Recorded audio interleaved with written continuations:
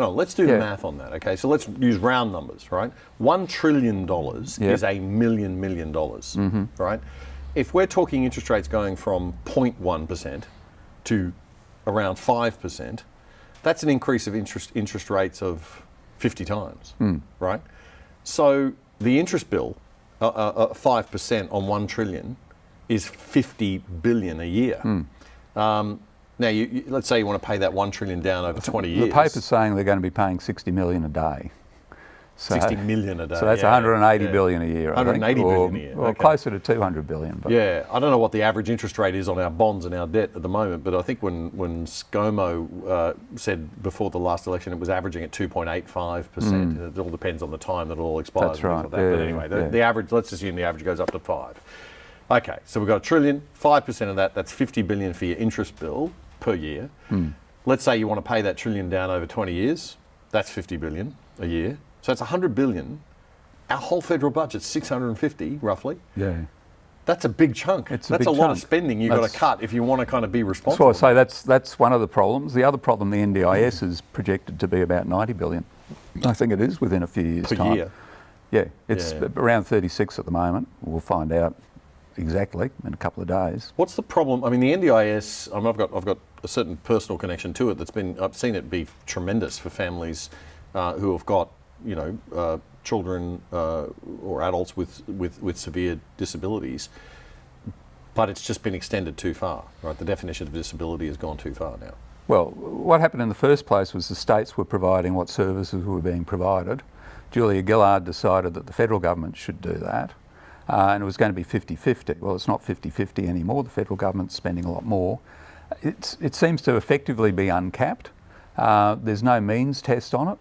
So you can be a billionaire and you can be yourself on the NDIS, or one of your dependents can be on the NDIS. Well, in my world, bad luck happens to all of us, and that might sound cruel when you've got a disability, but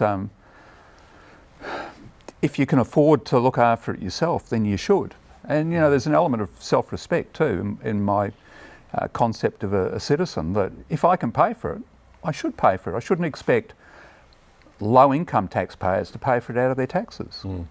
Well, I would slightly disagree with that, but that there is a range of views on that in our community.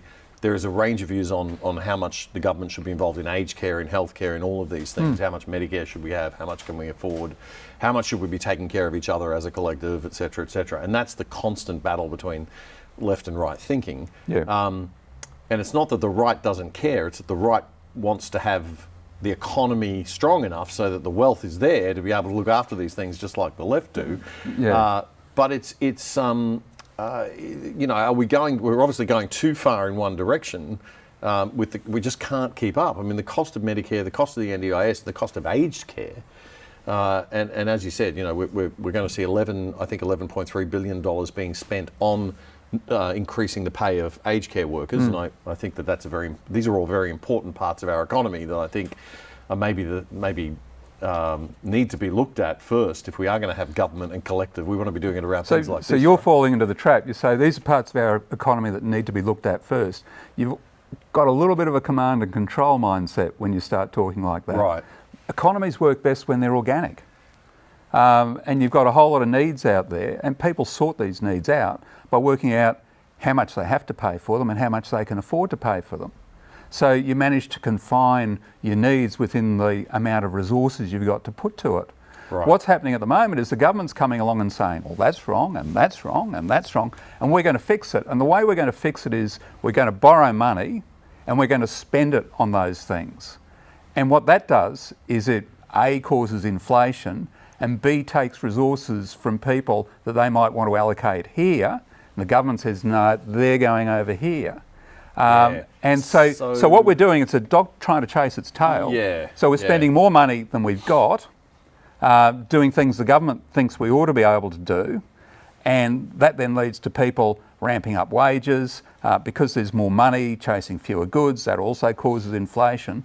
Over time, you end up with a disaster, which is one reason why smaller government's a good idea.